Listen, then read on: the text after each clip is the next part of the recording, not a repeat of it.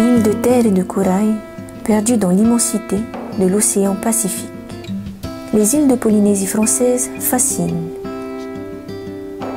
Les paysages, où le bleu du ciel se mélange à celui de la mer, et des régions, pourtant si contrastées, étendues sur une surface aussi grande que celle de l'Europe.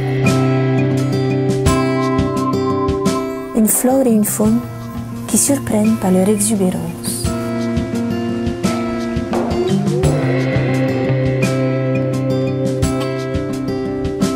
La Polynésie française, c'est un haut lieu mondial de la nature sauvage. Un lieu de rencontre privilégié pour observer la faune marine et les espèces les plus célèbres. Les récifs coralliens, parmi les mieux préservés de la planète, plus de 1000 espèces de poissons recensées, ainsi qu'une vingtaine de mammifères marins. Comment imaginer la Polynésie sans les seigneurs de l'océan que sont les requins, les dauphins, les raies-mantas ou encore les baleines à bosse.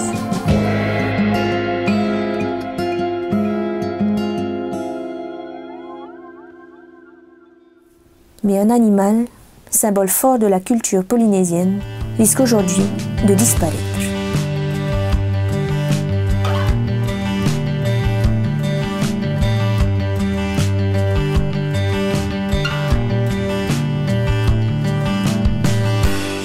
Honu, la tortue marine, espèce ambassadrice des océans, est en danger.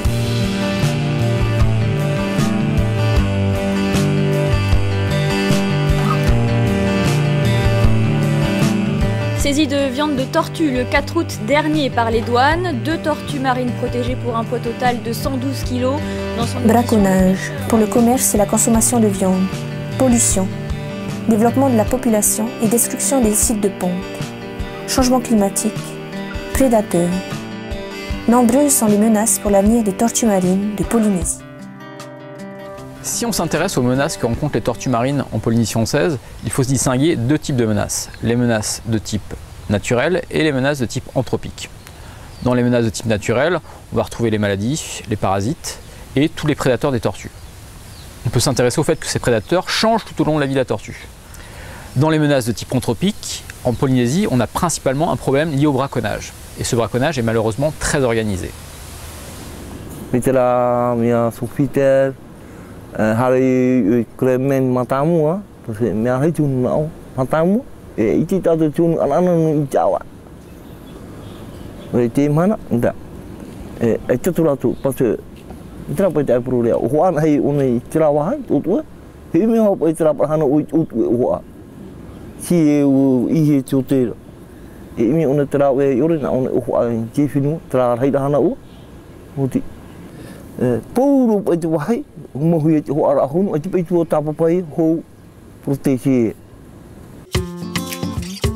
Depuis 1990, les tortues marines sont protégées en Polynésie française. 5 espèces peuplent les eaux polynésiennes, parmi lesquelles la tortue verte, la tortue imbriquée ou encore la tortue lutte. Pour éviter que ces vieilles dames, déjà présentes au temps des premiers dinosaures, ne disparaissent un jour, des habitants et des associations agissent sur le terrain.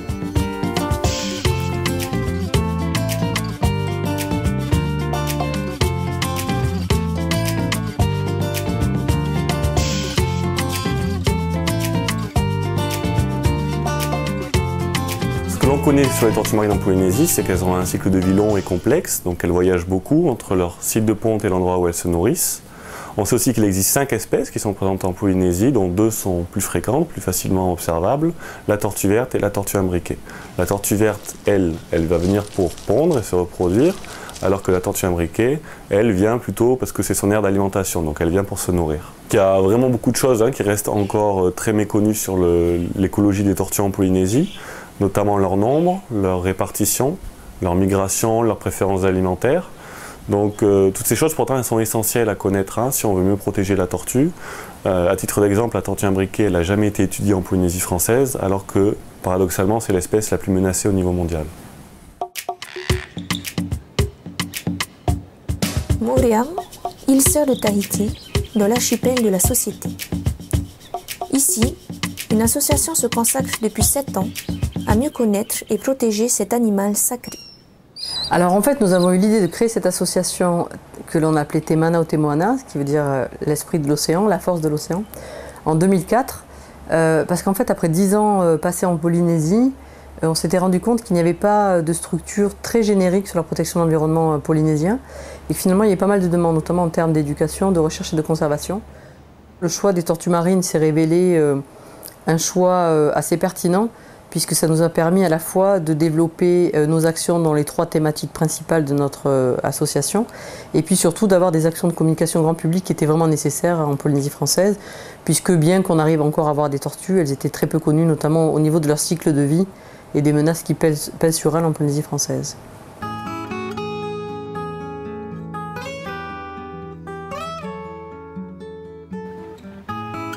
Éducation, conservation, recherche. 3 domaines d'action pour Te Mana Te Moana. Au centre de ces actions se trouve la clinique des tortues. Vétérinaires, biologistes et soigneurs s'occupent des tortues, victimes pour la plupart des activités humaines. À la clinique des tortues, nous récupérons des tortues blessées.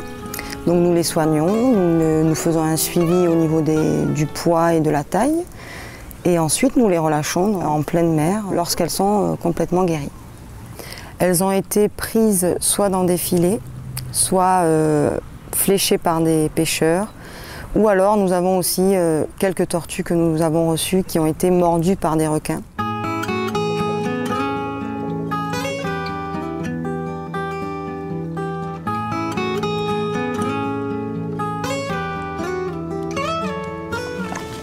Comme c'est des tortues qui sont déjà faibles, on essaie de les rebooster un peu avec ces vitamines avant de les relâcher.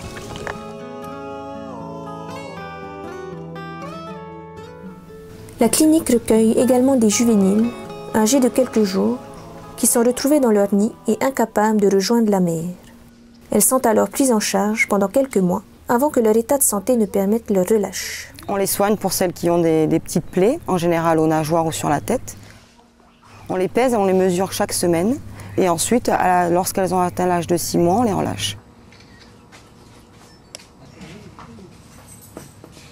Ce qui se passe quand on relâche une petite tortue ou une grande tortue, c'est quand même, on la relâche, on a passé plusieurs mois avec elle, voire plusieurs années pour certaines. Donc un petit pincement au cœur quand elle s'en va, mais quand même un grand soulagement de se dire on a réussi à la sauver, celle-ci, elle va pouvoir certainement aller se reproduire et continuer son cycle de vie. On a tous le sang chaud. Qu'est-ce qu'on a encore tous en commun les mammifères? Soulevez un peu les t-shirts. Afin d'appliquer la population locale, Te Mana Te Moana s'est investi dans l'éducation et la sensibilisation des jeunes générations. Dans le cadre de l'éducation, nous proposons des programmes pédagogiques scolaires tout au long de l'année. Alors lorsque les enfants viennent sur Moorea à la clinique, on leur propose des programmes pédagogiques d'1h30 à 2h30. On va échanger durant la première partie avec eux des informations et des connaissances sur les tortues marines. Son avant de tête, il est assez carré. Vous voyez son bec au magasin? Ensuite, on va les faire participer à des petits ateliers pédagogiques en groupe. Donc on a des grands plateaux de jeu d'1 mètre par 1 mètre, on va mettre tous les enfants dessus et ils vont revoir le cycle de vie d'une tortue marine, voir les menaces qui pèsent tant tropiques que naturelles sur elle. Et une fois qu'on aura terminé cette petite partie, on va se diriger vers la clinique où les enfants vont pouvoir revoir les différentes espèces que nous possédons à la clinique, apprendre à les identifier, comprendre les soins, le principe de la clinique et l'importance de préserver les tortues marines.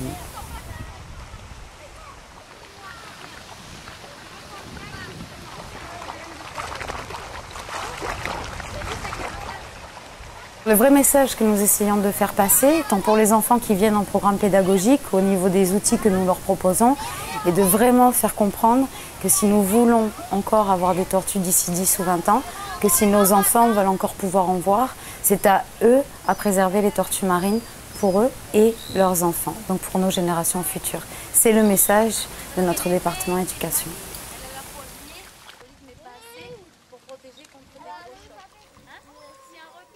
L'association recueille les observations des résidents, pêcheurs, touristes, plongeurs. Cette fonction d'observatoire est cruciale pour collecter sur le long terme des éléments clés permettant d'ajuster un futur plan de conservation. Donc, confirme-moi, Georges Ballas vient bien. Georges Ballas, c'est bon. La concertation entre pêcheurs, scientifiques, autorités locales et associations devient nécessaire pour trouver des solutions aux impacts naturels et humains pesant sur les tortues marines. Les membres de l'association Te Mana o Te Moana ont donc décidé d'organiser le premier symposium sur les tortues marines de Polynésie. Et je m'en réjouis pour tous ceux qui ont organisé ce symposium. Pour ceux que ça intéresse, mon petit, c'est véritablement l'endroit clé de la défense.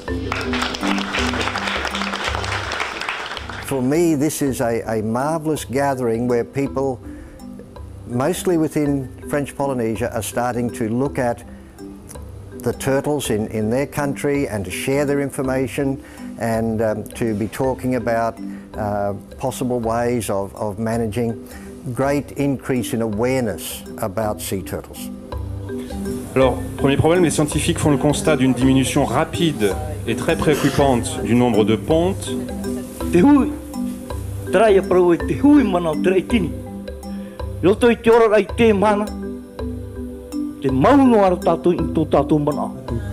Certaines îles ne sont même pas surveillées, on n'est pas sur toutes les îles, donc c'est comme le soulignaient plusieurs intervenants, c'est carrément un manque de moyens. Il y avait des grands filets de feuilles, des grandes perches en bois sur lesquelles les pêcheurs devaient s'appuyer. Elles plongent très longtemps et très profond avant de remonter, respirer. Je pense que c'est un symposium qui a permis de faire un petit peu un point zéro sur la situation des tortues marines en Polynésie et de regrouper l'ensemble des acteurs, puisqu'on avait des pêcheurs, on avait l'administration, on avait des scientifiques qui étaient là, des associations de protection des tortues. Donc ça a permis de regrouper tous ces acteurs au sein d'un même forum et d'engager un dialogue, je pense, qui est très nécessaire entre l'ensemble de ces participants. Pour protéger, il est indispensable de mieux connaître. Où les tortues vertes pondent-elles encore? Y a-t-il des îles ou des zones de récifs où les tortues sont encore nombreuses? Pour répondre à ces questions, un programme de recherche ambitieux est lancé dans l'archipel de la société le plus peuplé, où les équipes de terrain se rendront sur 6 îles: Moorea, Tetiaroa, Mei'o, Burabura, Maupiti et Tupei. Comment ça va se passer? Dans chaque île, des techniciens sont formés et engagés pour participer au projet. Ils deviendront ainsi des relais privilégiés pour sensibiliser leur communauté. Donc à chaque fois qu'on voit une tortue, c'est tout ça, on lève le poignet comme ça. On a 5 espèces qui sont présentes en Polynésie. Et nous, on va probablement en voir que deux plus communes, la tortue verte et la tortue imbriquée. Chez la tortue verte, il y a un bec arrondi, d'accord? On le voit bien sur la photo. La tortue imbriquée, elle a un bec plus crochu. Celle-là, c'est la tortue verte, parce qu'on voit bien les écailles sont bien distinctes. Ouais. Et elle, c'est une tortue imbriquée, parce qu'elle a les 4 écailles à l'avant. Ok. Donc ça, il faut que vous continuiez, il faut vraiment que vous assimiliez ces notions-là. Pour vous familiariser un peu avec la planche, vous avez une graduation là qui vous sert tout simplement à estimer la taille de la tortue. Ça vous fait un repère visuel. Il faut savoir que quand je parle de taille de tortue, je parle que de taille de carapace. Maintenant, c'est l'observateur surface. C'est peut-être le rôle le plus complexe qu'il va y avoir. Donc toutes les 4 minutes, vous allez devoir appuyer sur ce bouton-là 2 fois d'affilée pour enregistrer les coordonnées GPS. Pareil, à chaque fois que vous voyez une tortue, donc à chaque fois que le plongeur stoppe le bateau, vous prenez aussi les coordonnées GPS. Le plongeur a un doute concernant la profondeur à laquelle se trouve la tortue. Vous avez un sondeur, donc il suffit d'appuyer sur ce bouton, vous mettez dans l'eau et ça va vous indiquer la profondeur du fond. En tant que technicien, je suis ici pour déjà dans un premier temps voir ce qui se passe sous l'eau, comptabiliser le nombre de tortues qu'il y a dans chaque île.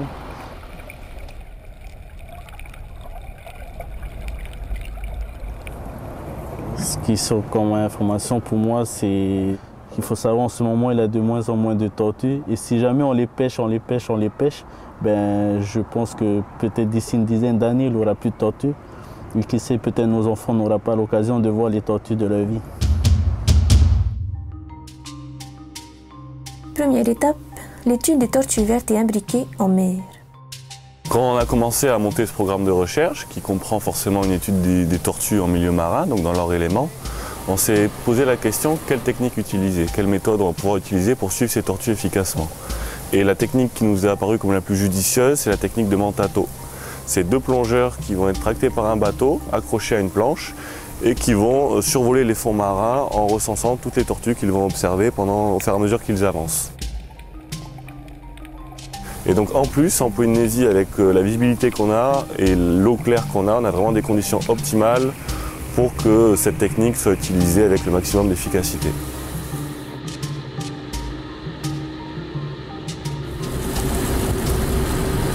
Mettez un stop. Alors c'est quoi? Tortue imbriquée. Ok. 65 cm. Ouais. Mettre le fond. Ok. C'est bon.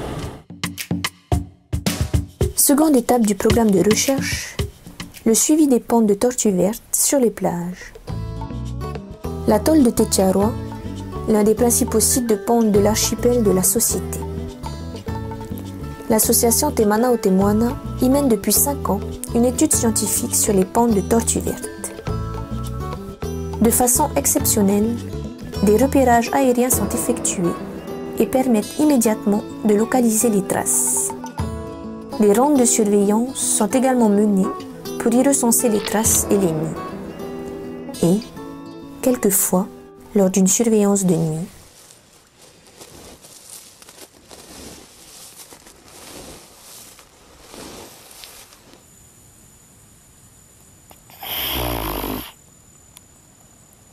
mal à l'aise hors de l'eau, elle choisit la nuit pour pondre et évite ainsi de se déshydrater au soleil.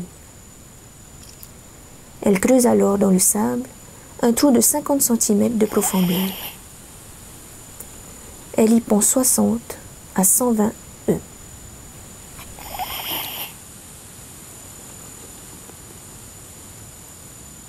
C'est le moment pour les équipes de terrain de mesurer et baguer la femelle.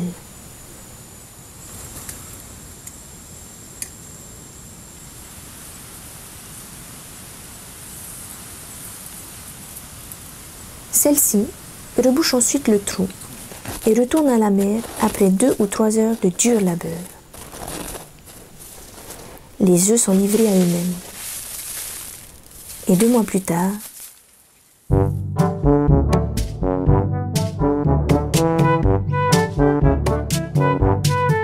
mesurant à peine 5 cm, les petites regagnent le lagon, puis l'océan, où elles suivront les courants et seront emportées au large.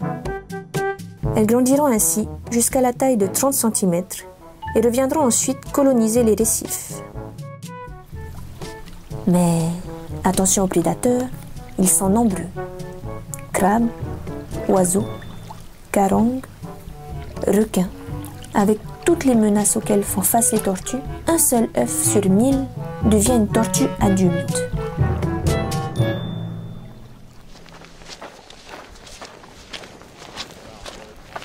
Après l'éclosion, les équipes de terrain reviennent.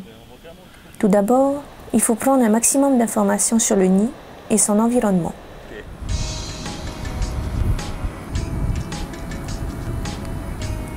Alors, les paramètres du nid. Donc le sable, il est fin, clair.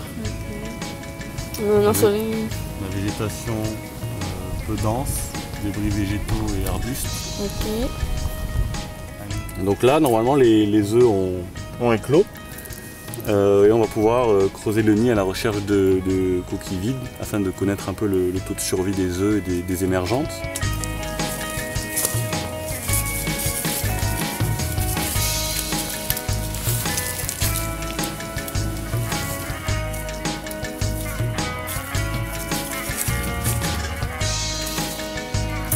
Oh, tiens, regarde.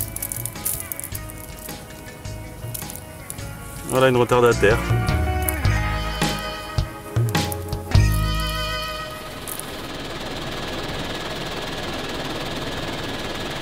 Alors notre étude nous a permis de cumuler plus de 300 observations de tortues, donc en océan, dans leur milieu. Et ces 300 observations elles nous ont permis de comprendre la répartition des tortues dans les différentes îles. On sait par exemple que dans les îles comme Moorea, on a une densité qui peut aller jusqu'à 10 à 12 tortues par kilomètre dans certaines zones comme le nord-ouest de Moorea, alors que dans d'autres îles, on a des densités qui frôlent le zéro, comme à Mopiti ou à Mai'o.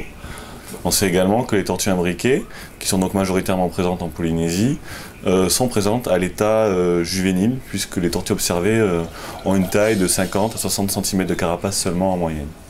Au niveau des pontes, on a un nombre de montées de tortues à Tetiaroa qui est de 300 cette année, enfin plus de 300.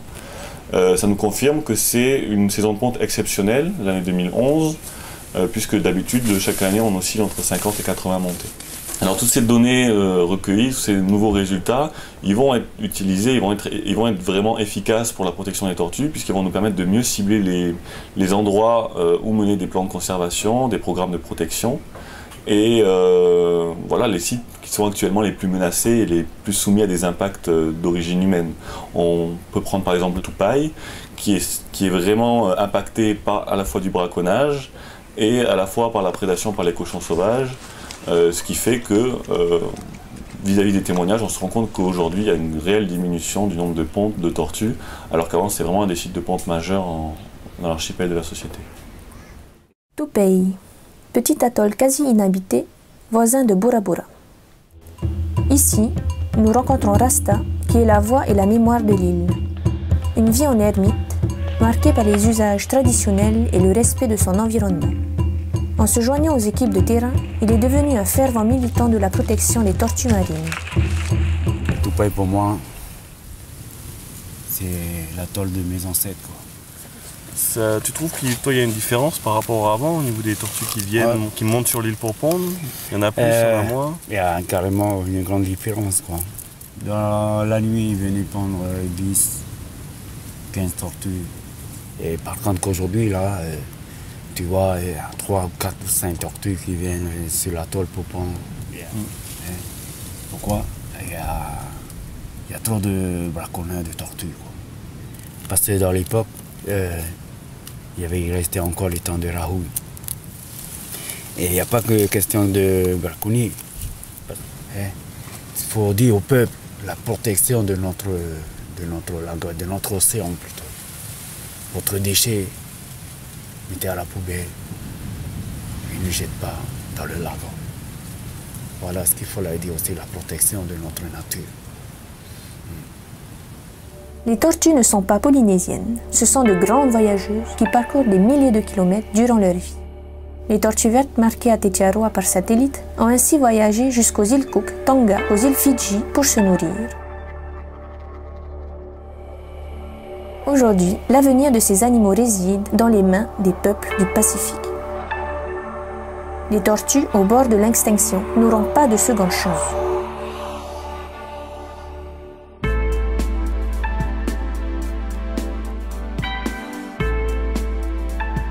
Bora Bora et Moorea, deux îles devenues des hauts lieux du tourisme. Ici, l'occupation du littoral empêche les tortues de venir pondre. La dernière ponte connue à Moorea date de 2004.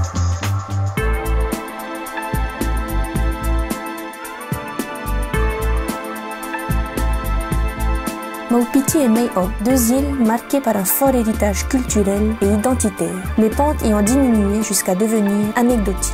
Cette saison 2010-2011, à Mei'o, 3 nids, tous pillés par les braconniers.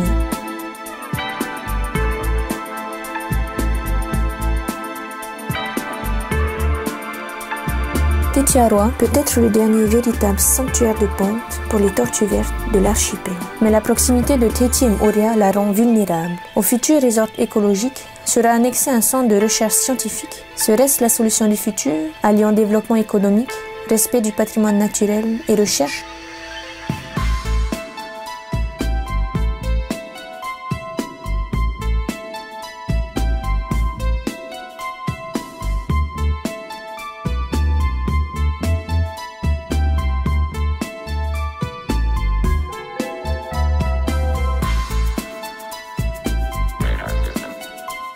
Quelle solution adopter pour sauvegarder l'espèce?